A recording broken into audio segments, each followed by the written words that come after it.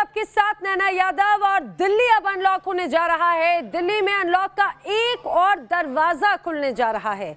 सोमवार से दिल्ली में कई और रियायतें मिलनी शुरू हो जाएंगी। जिम, योग इंस्टीट्यूट्स अब खुलने जा रहे हैं और ये सब तब हो रहा है जब दिल्ली से चंद किलोमीटर दूर डेल्टा का प्लस वेरिएंट दस्तक दे चुका है। जी हाँ, दिल्ली के लिए अच्छी बात यह है कि यहाँ कोरोना के केस लगातार कम हो रहे हैं, लेकिन अनलॉक होती दिल्ली में अब और भी ज्यादा सावधानी बरतने का वक्त आ गया है, क्योंकि यहाँ पर एक चूक हुई नहीं कि कोरोना की लहर को लौटते देर नहीं लगेगी।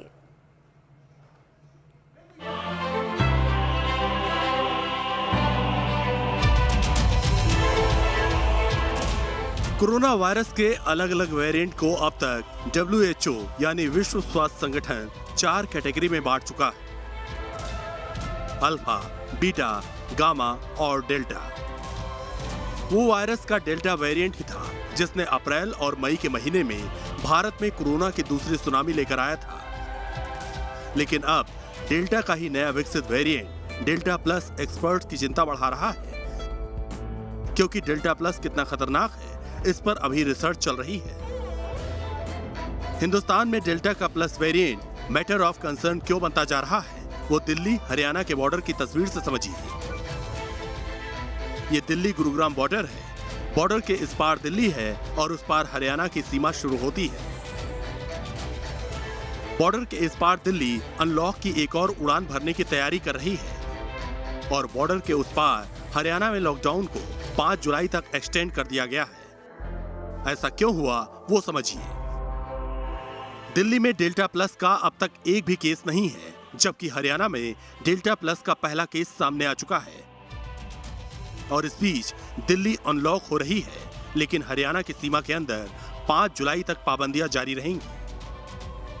लेकिन सवाल है कि जब दिल्ली पूरी तरह अनलॉक हो रही है तो फिर हरियाणा में जारी पाबंदियां कितनी कारगर साबित होंगी, क्योंकि दिल्ली और हरियाणा के अलग अलग बॉर्डर से हर रोज लाखों लोग का काम धंधे के लिए आना जाना होता है। हालांकि ये सिर्फ अकेले दिल्ली या फिर हरियाणा का सवाल नहीं है, क्योंकि वायरस का डेल्टा प्लस वेरिएंट अब तक देश के 12 राज्यों में पाया जा चुका है। इनमें सबसे ज्यादा महाराष्ट्र में डेल्टा प्लस के 22 केस मिले हैं, तमिलनाडु में 9, मध्य प्रदेश में 7, केरल में 3 और पंजाब गुजरात में 2-2 केस मिले।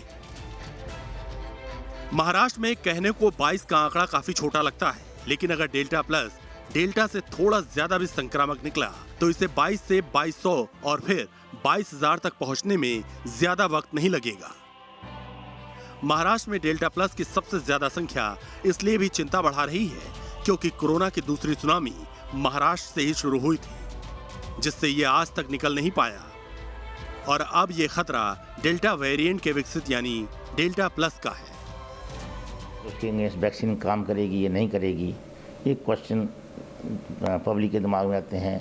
साइंटिस्ट इस पर रिसर्च कर रहे होते हैं। अभी तक तो ये है कि जो डेल्टा वेरिएंट था उसके अगेंस्ट जो हमारी कोविशील्ड और कोवैक्सीन है वो दोनों ही इफेक्टिव हैं टू सम एक्सटेंट। अब डेल्टा प्लस पर भी स्टडी की जा रही हैं। कुछ प्रिलिमिनरी स्टडी मैंने कल पढ़ी थी कि उसमें भी शायद ड्रग्स इफेक्टिव हैं। 3 स्पेशलिटीज़ इसकी क्वालिटीज़ देखी गई हैं। एक वो कि ज़्यादा जल्दी फैलता है, दूसरा वो लंग के अंदर जाके जल्दी उसके रिसेप्टर के साथ बाइंड कर लेता है, और तीसरी जो बात है कि उसको कहते हैं कि हो सकता है मोनोक्लोनल एंटीबॉडीज जो हमारी एंटीबॉडीज के अगेंस्ट या जितनी कारगर ना हो। तो ये जो अब आ रहा है और जितना ज़्यादा रूप ऐसा धारण कर रहा है, तो एक चिंता का विषय तो डेफिनेटली है। अब सवाल है कि देश में जिस डेल्टा प्लस वेरिएंट को कोरोना की तीसरी लहर का संकेत बताया जा रहा है, उसे रोका कैसे जाए। इसे लेकर एक्सपर्ट अलग अलग आशंका जता रहे हैं। पहली आशंका ये है कि डेल्टा प्लस वेरिएंट वैक्सीन और इम्यूनिटी दोनों को चकमा दे सकता है। दूसरी आशंका ये कि डेल्टा प्लस वेरिएंट पुराने डेल्टा से कई गुना ज्यादा संक्रामक हो सकता है। और तीसरी आशंका ये कि डेल्टा प्लस अब तक का सबसे घातक वेरिएंट साबित हो सकता है। This is a Delta plus, and the mutation that has happened, the 417, has been known to really cause the virus to become more infectious. So because of this, it is a little bit of a concern for us because we don't want to be caught napping and we don't want to have a situation where suddenly the cases increase and we are not able to do anything. Therefore, I think it's very important that we be proactive. We take steps right now. If we see a surge in cases in any area, we test and see if it is the Delta Plus variant. We develop containment strategies. We make sure that now the virus doesn't spread to other areas, causing another surge in the number of cases. Delta plus के 51 मामलों में अब तक 4 लोगों की मौत हो चुकी है। इनमें से 2 लोगों को कोरोना की वैक्सीन नहीं लगी थी। मध्य प्रदेश में डेल्टा प्लस से अब तक 2 मरीजों की मौत हुई है। महाराष्ट्र में 1 और तमिलनाडु के मदुरई में भी डेल्टा प्लस से पहली मौत हुई है। कोरोना की तीसरी लहर डेल्टा प्लस की वजह से आएगी या नहीं, इसे लेकर अभी कुछ कहा नहीं जा सकता। ICMR इसे लेकर अभी अपनी रिसर्च कर रहा है। रिसर्च जब पूरी होगी तो ये पता लगेगा कि डेल्टा प्लस डेल्टा के मुकाबले कितना खतरनाक है। हम लोग एग्जामिन किया है और उसे पाया गया कि third wave will not be as severe, as intense और एज हाई द पीक के बारे में बात हो रहा है as we saw or experienced in the second wave. और हम ये भी देखे हैं कि वैक्सीनेशन जिस तरीके से चल रहा है और आने वाला 3 महीना जो है जून, जुलाई, अगस्त, इसी का बीच में 40% ऑफ द इंडिविजुअल्स मिनिमम उनको वैक्सीनेशन हो जाते हैं। तो वो भी तीसरी जो लहर के बारे में बात हो रहा है और तीसरी लहर को बहुत ही फ्लैट कर देंगे। इसको कहते हैं flattening of the curve. ICMR के वैज्ञानिक कह रहे हैं कि अगर देश में करीब 40% लोगों का वैक्सीनेशन हो गया तो तीसरी लहर आने से पहले ही उस पर ब्रेक लग जाएगा। लेकिन 40% वैक्सीनेशन में अभी लंबा वक्त लग सकता है। देखिए, अब तक 40% वैक्सीनेशन वाला इकलौता राज्य सिर्फ हिमाचल प्रदेश बना है। यहाँ डेल्टा प्लस का एक भी केस नहीं मिला। 30% से ज्यादा वैक्सीनेशन वाले 4 राज्य हैं।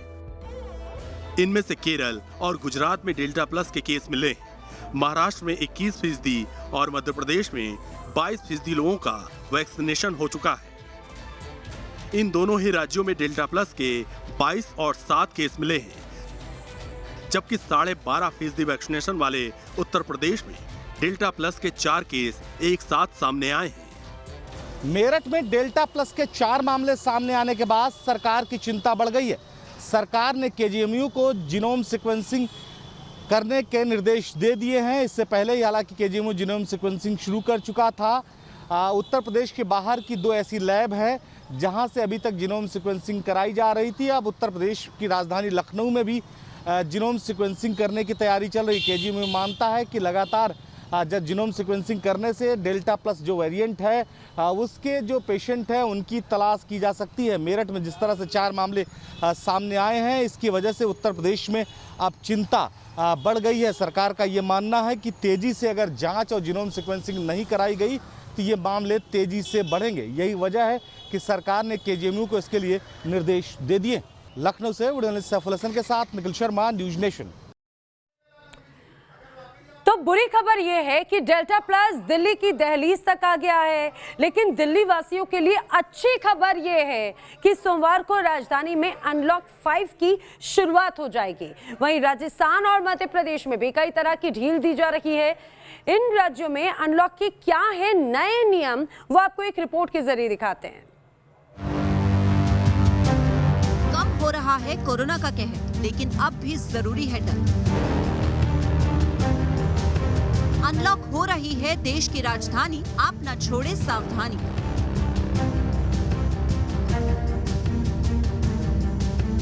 तीसरी लहर का खतरा बाकी है, जिम्मेदारी अब आपकी है।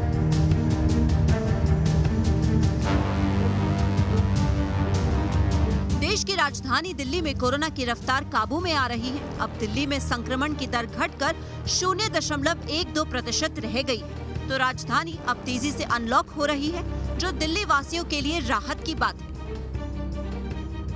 दिल्ली में कल से अनलॉक 5 की शुरुआत होगी, यानी कि शहर के महीनों से बंद पड़े होटल्स और मैरिज हॉल्स को खोला जाएगा और उन्हें ग्रीन सिग्नल मिल चुका है कि वहां पर शादी समारोह का आयोजन हो सकता है, लेकिन कुछ शर्तों के साथ उन्हें खोला जाएगा। वहां पर सिर्फ 50 लोग ही शामिल हो सकते हैं।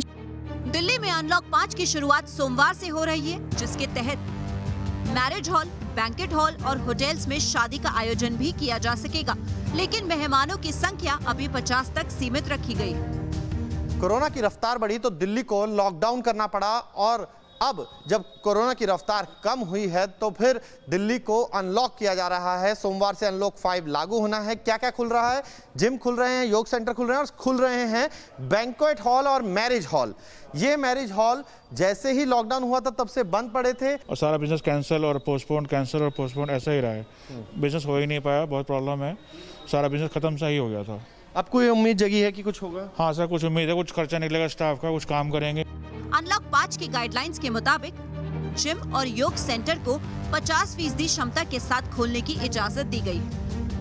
अगर आप अभी तक घर पे बैठ के जिम कर रहे थे, यानी वर्जिश के लिए घर पर ही थे, तो फिर ये खबर आपके लिए है, क्योंकि अब आप अपने जिम में जा सकेंगे। डीडीएमए ने जो नई गाइडलाइन जारी की है उसके मुताबिक जिम्स खोल दिए गए हैं, लेकिन कोरोना एप्रोप्रिएट बिहेवियर आपको यहां पर भी अपनाना होगा। हालांकि कोरोना का खतरा अभी पूरी तरह टला नहीं है, इसीलिए कई पाबंदियां आगे भी जारी रहेंगी। अभी दिल्ली में स्कूल, कॉलेज, शिक्षण संस्थान, ट्रेनिंग सेंटर, कोचिंग इंस्टीट्यूट, सामाजिक, राजनीतिक, स्पोर्ट्स, मनोरंजन, सांस्कृतिक और धार्मिक कार्यक्रम, swimming pool, sports complex, cinema hall, multiplex और ऑडिटोरियम नहीं खुलेंगे।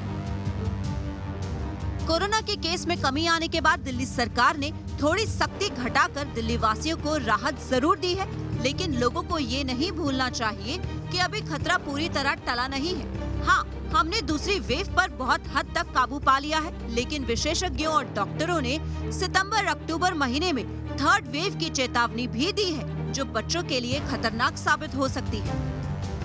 लेकिन दिल्ली में थोड़ी छूट क्या मिली? दिल्ली वासी अप्रैल और मई महीने में कोरोना की वजह से हुई त्रासदी और खौफ का वो मंजर भूल गए। लोग सड़कों पर, बाजारों में, बसों में बेपरवाह होकर घूमने लगे। कुछ लोग मास्क नहीं लगा रहे हैं, तो कहीं सोशल डिस्टेंसिंग की धज्जियां उड़ रही हैं, जो आगे खतरनाक साबित हो सकती है। दिल्ली के एक ऐसे ही बाजार का जायजा लिया न्यूज नेशन संवाददाता ने, जहां कोरोना गाइडलाइंस के प्रति लोग बेपरवाह दिखे। दिल्ली में रियायत इसलिए दी जा रही है क्योंकि कोरोना की रफ्तार कम हुई है और जिंदगी को पटरी पर लाना है, लेकिन स्थिति देखिए, ये सदर बाजार का इलाका है और यहाँ पर जब आप देखेंगे तो लोग बाजार में कैसे एक दूसरे से चिपके नजर आ रहे हैं, बिना मास्क के नजर आ रहे हैं। ये स्थिति यहाँ पर है और ये हालात बता रहे हैं कि तीसरी वेव भी दूर नहीं है अगर इसी तरीके से लोगों की हालत रही। भैया मास्क कहाँ है? अब कैमरा नजर आया तो मास्क के लिए यहाँ तो भाग रहे हैं, दौड़ रहे हैं, इस तरीके की स्थिति है। दिल्ली के बाद अब बात राजस्थान की, तो राजस्थान में भी अनलॉक 3 की गाइडलाइन जारी कर दी गई है। सरकार की ओर से जारी की गई गाइडलाइन के मुताबिक दुकान और प्रतिष्ठान शाम को 7 बजे तक खुल सकेंगे। धार्मिक स्थल सुबह 5 बजे से शाम 4 बजे तक ही खुलेंगे। 30 जून तक शादी समारोहों पर पाबंदी जारी रहेगी। 1 जुलाई से मैरिज हॉल में शादी समारोह में अधिकतम 40 व्यक्ति शामिल होंगे। शहर में सिटी बसें सुबह 5 से शाम 8 बजे तक चलेंगी। पूरे राज्य में वीकेंड कर्फ्यू अभी जारी रहेगा।